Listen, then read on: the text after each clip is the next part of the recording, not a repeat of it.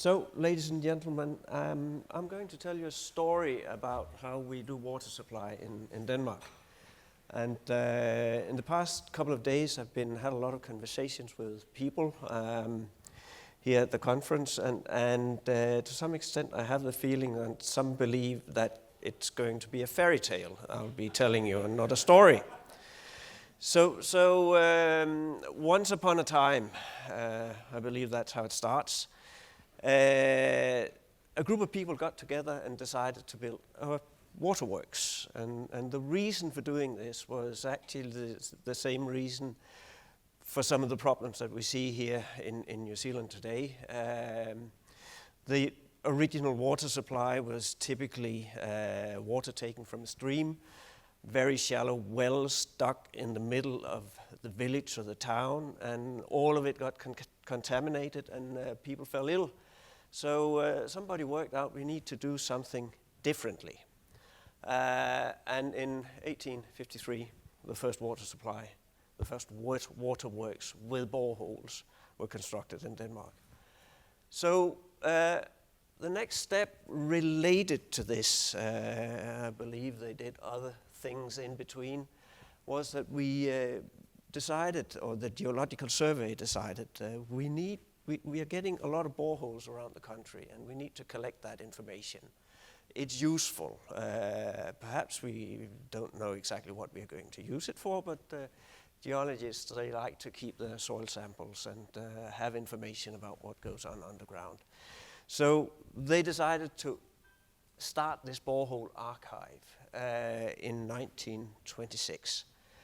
And then nothing much happened. That's to say, something did happen in between here, because from the first waterworks and to the situation in the 1980s, around 3,000 more waterworks had been built. So something did happen. And in 87, or a few years prior to that, something else happened. And actually in itself, it was a small incident. It consisted of 6 dead lobsters in a bucket. And when you show them to people in prime time, TV time, they reacted. The population in general reacted quite violently. The reason for the dead lobsters was oxygen depletion in the sea close to the coast.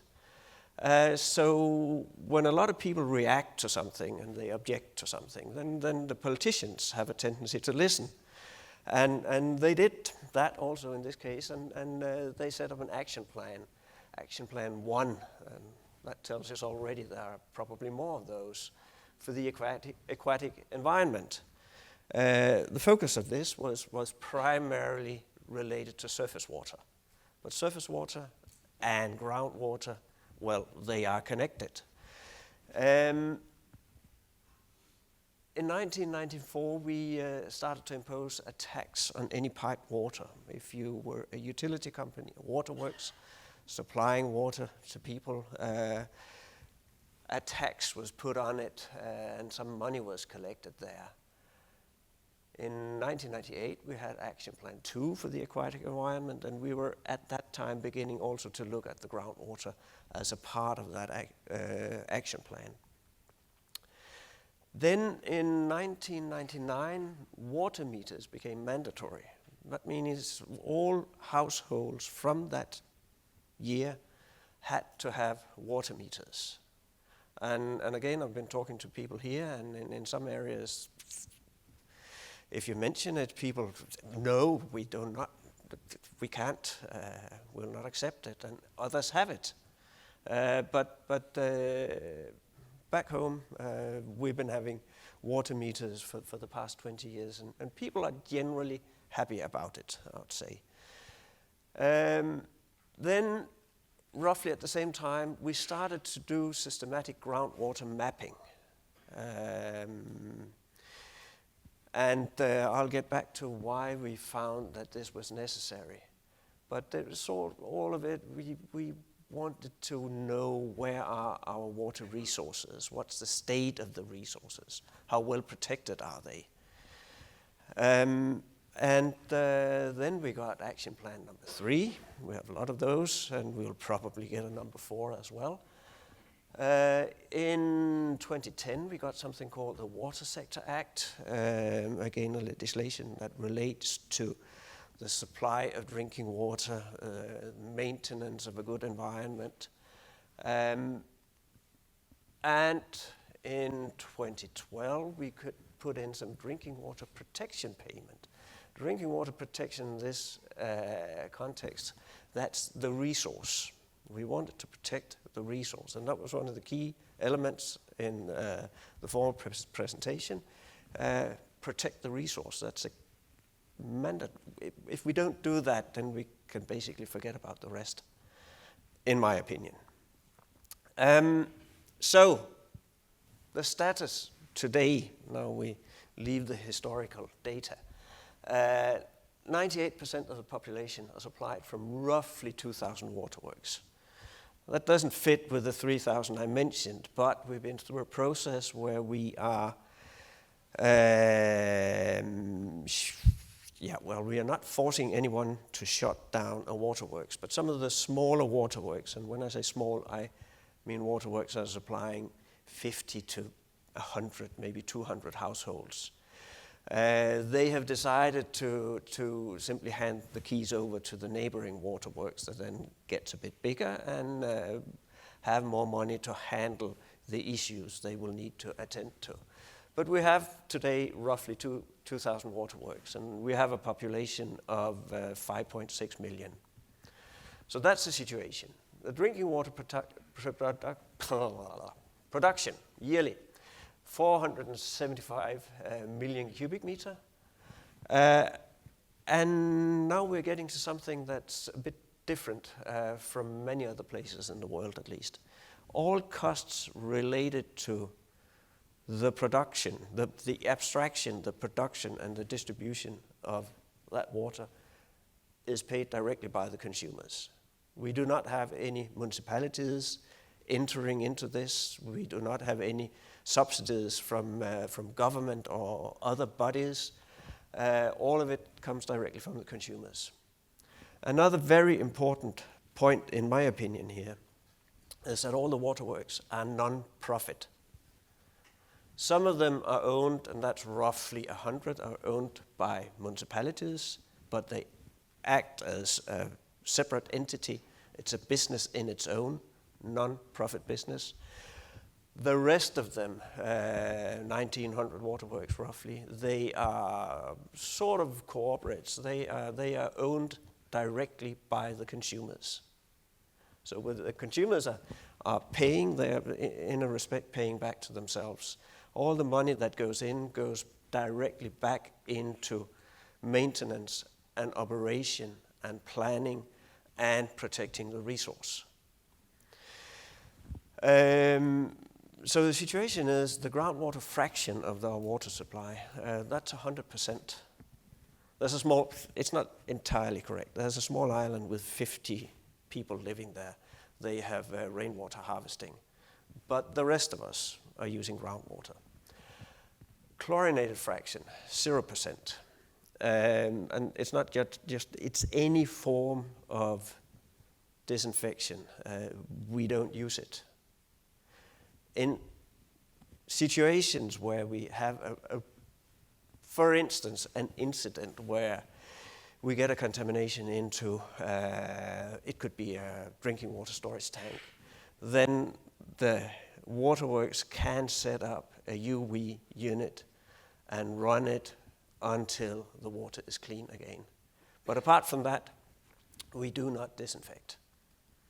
This is, by the way, when we look at wellheads, that's how we typically construct them. So that was a bit about where we are, and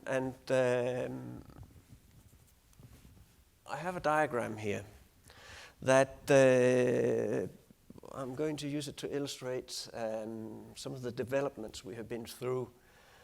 We have roughly 40 years of water delivered to a number of consumers. And you can see here in the 80s we had an increase in development, and all of a sudden something happened and the water demand dropped dramatically, and then it seems like it's starting to increase again. But if we focus at this part first, we have this rapid increase and then something happens.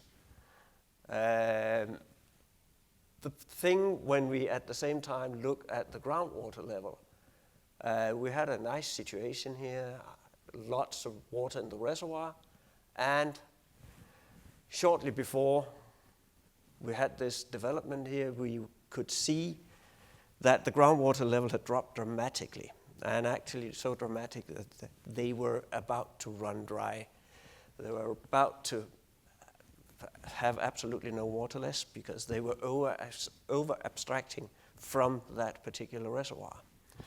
But later on, when they sort of got check of the water consumption, the reservoir bounced back and now basically it's a stable situation.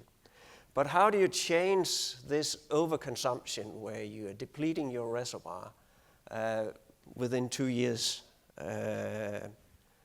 water meters? And this is way before that they were mandatory.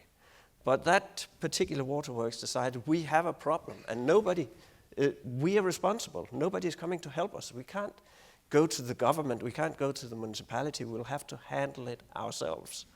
What can we do? Yeah, we can install water meters. So everybody from that point on is paying not a flat rate, but per cubic meter they consume.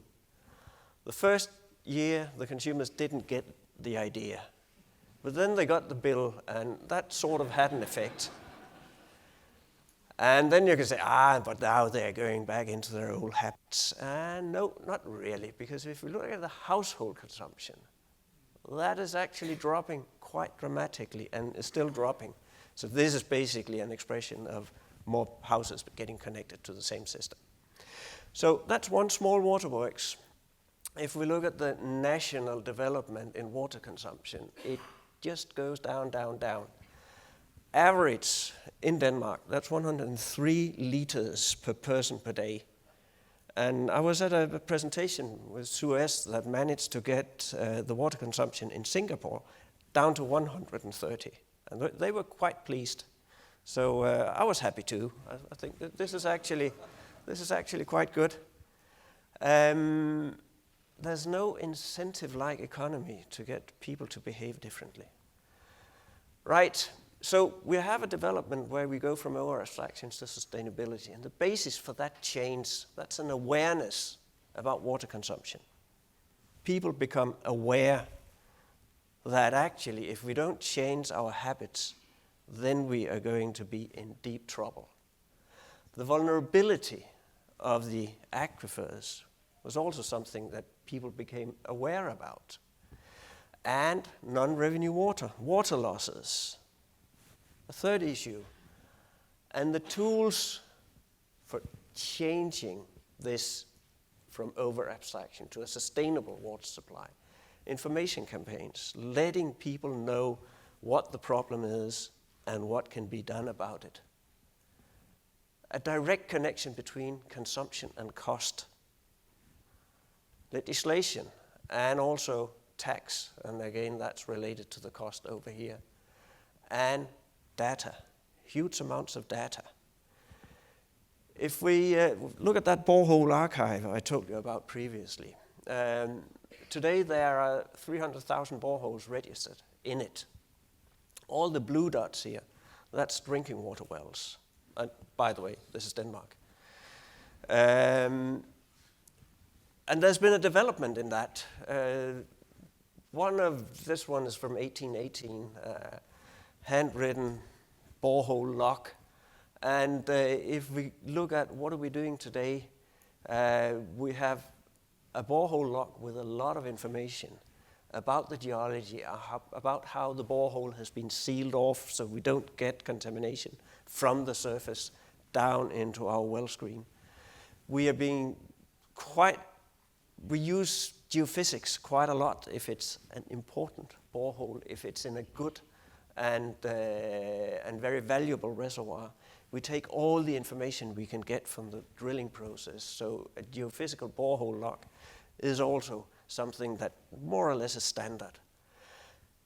But the boreholes themselves, they are pinpoints in the geology. And we need quite often, even though we have the 300,000 and not that much land area, we need something to connect the geology in between the borehole. So geophysics, one type of geophysics is illustrated here. It's called SkyTem. It's some guy who's flying around in a helicopter doing a lot of measurements. And so these are the areas that are covered. I could pick any one of these other geophysical methods and a new image will pop up. All that information has been put into geological and hydrogeological models. So this is just the local models. If I highlighted the national and the regional, you would not be able to see anything. All that information, all the boreholes, all the geophysical mapping, all the models has been turned into this map. That's the output. The dark blue, valuable groundwater catchment areas. The light blue, they are groundwater catchment areas. And then we have some red, and we don't really have any groundwater interest there. If we look at where the biggest cities are placed, there's not really any groundwater interest. The water will typically be contaminated. But now we also know where do we have the valuable reservoirs. So now we know where we can focus our protection of the reservoirs. So that was the resource. If we then go a bit closer to what I basically was supposed to talk about here, microbiology and water quality. So this is what we are measuring for. Coliform bacteria, we have been doing that for, I think it's 12 years, and E. coli even further than that. Limit values, non-measurable in 100 milliliters. If we look over here, we can see how many incidents we have per year. These are various water supplies. The dark blue, that's the samples they are obliged to take. The light blues, that's samples they take on their own account in order to increase their level of knowledge and in order to be able to react sooner than is required by law. And if we look at how many incidents do we have on average, we are here, 1 incident per 2 million cubic meters pumped out. In 2016, 98% of roughly 13,000 mandatory samples were below the threshold values, and that means there was nothing in there. And that's in a non-chlorinated system. Some of the numbers I heard from chlorinated systems were a bit higher than just 2% fault. And if I look into the legal papers, what is the limit value for chlorine in a Danish drinking water system? It is as little as possible. So we are allowed to chlorinate if we want to, but nobody wants to. Chlorinated water, we put it in swimming pools. We don't drink it. Another thing I believe is important in order to be able to achieve this. Non-revenue water, I got a diagram out here. And again, individual waterworks, and we can see how much water they're losing. And on average, we are between 6 and 7% water losses in our pipe networks. So we have the pipe networks at the one end, and we have our resources at the other. And in between, we got the boreholes, where from the water is being pumped into the filters. Our water treatment process is very simple: aeration and sand filtration. And the sand is simple. It's quartz sand. It's not. It is actually as basic as it can be. From the treatment, the water goes into a storage tank. That used to be concrete tanks put in the ground that were completely impossible to inspect. You couldn't really know if they were leaking. Doesn't matter if you're losing water, but it matters a lot more if you are getting groundwater inside your tank, because that would be surface water, that would be coliform bacteria, but might be E. coli as well. So from concrete underground tanks to stainless steel tanks kept indoors. And from the storage tank, the water is pumped to the consumers. And sort of to illustrate, this waterworks here, it's 20 years old. It looks exactly the same today. The floor is cleaner than my office floor has ever been. And it's like that all the time. One of the basic principles, the way we see water, is to not clean it, but to keep it clean. It's clean when it leaves the reservoir. We keep it clean until it reaches the consumer. And of course you would ask, how much is that going to cost? Well, that's the price in 16, and that's roughly a New Zealand dollar per cubic meter. That's not all of it, because we are also investing in the system, and so that would roughly be adding $1.50 to the amount we have up here. But if we look over time, the cost is actually being reduced and the investments are being increased.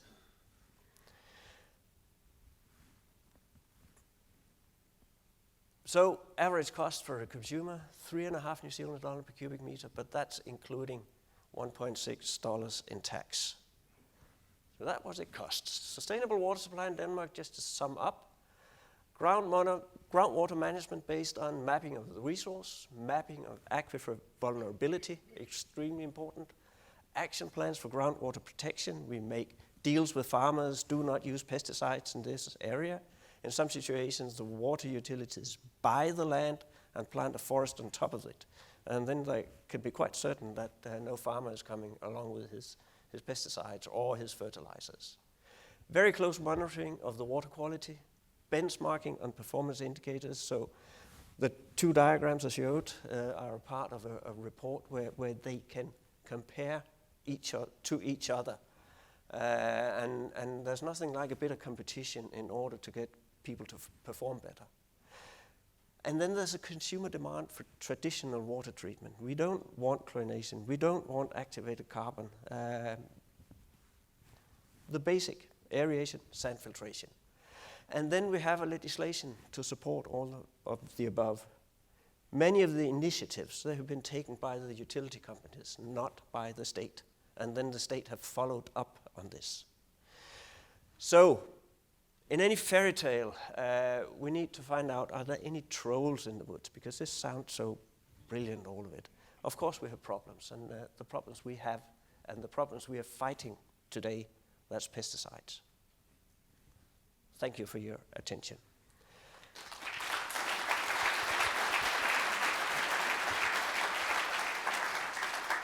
Thank you very much indeed for that. I'm sure we will have some questions. I can't believe there's none. Go on, start here. Hi, Deborah with White International. I've certainly heard of how it's been done before, and your setup is undoubtedly impressive. I was just wondering, I'm not sure if you know, but New Zealand is nicknamed the Shaky Isles for quite a good reason. I didn't know. For quite a good reason. If Denmark had the level of seismic activity that we have here in New Zealand, do you think you'd be able to maintain the system that you have? Probably not. Probably not. Bipin. Thank you. Bipin from Fonterra. So what's the status of water supply to different commercial companies? Do they also not treat water? We have no commercial companies in water or wastewater in Denmark. No, sorry, like a dairy company. Like? Dairy manufacturer, they take water from a water plant. Do they do any further treatment before they use it in their processing? In dairy farms? Yeah. No. The only ones that do additional water treatment, that's industries that have a very high requirement, for instance, for soft water or, water softening can be used, but typically it's not necessary to do any further treatment. It goes for dairy farms, it goes for food manufacturers, abattoirs, they use the water as is. Rob Lakemoor from Wellington Water.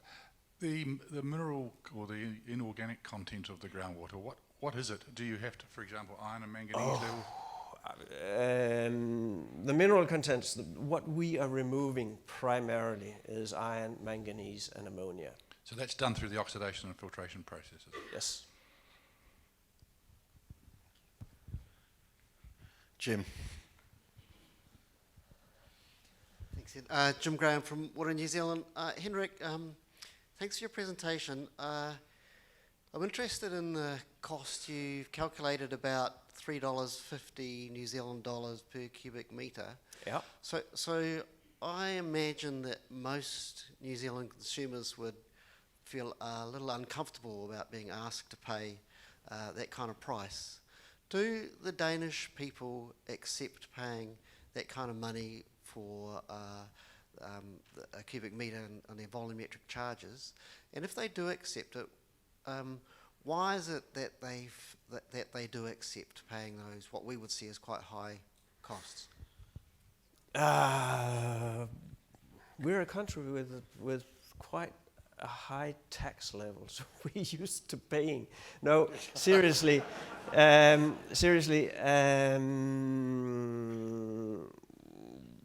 funny thing is, it was mentioned that I'm in the board of the local water supply, and at the last General Assembly, the municipality approves our pricing, and they were telling us that you're charging a bit too much.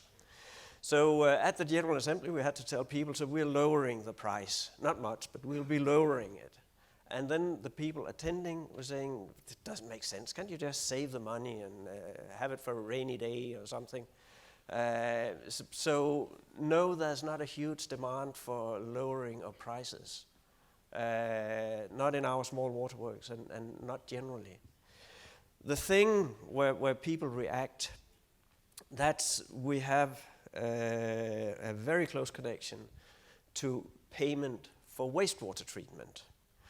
So the drinking water you get into the house is metered, and the money you have to pay for wastewater treatment is for the same amount of cubic meters as for the drinking water, and the cost per cubic meter for wastewater treatment is roughly between 3 and 5 times as much. Sounds about right, doesn't it? Yeah. Right. But the thing is, if you want to have a tight pipe network system, if you want to protect your resource, if you want to have clean water in your harbor, if you want to avoid overflow, if you want to be able to handle rainwater locally, then it costs money. And then you could say, yeah, but then the government will have to help us. Yeah, who pays the government? Where do they get their money from? So it's either paying directly or via the taxes. In my opinion, the advantage of paying directly is that there's full transparency. Everybody can go to the General Assembly, they can see the accounts, and they can see the budget for next year, so they know what they're getting. I think we're going to have to wrap it up there. Look, can we all thank Henrik for his presentation? Thank you.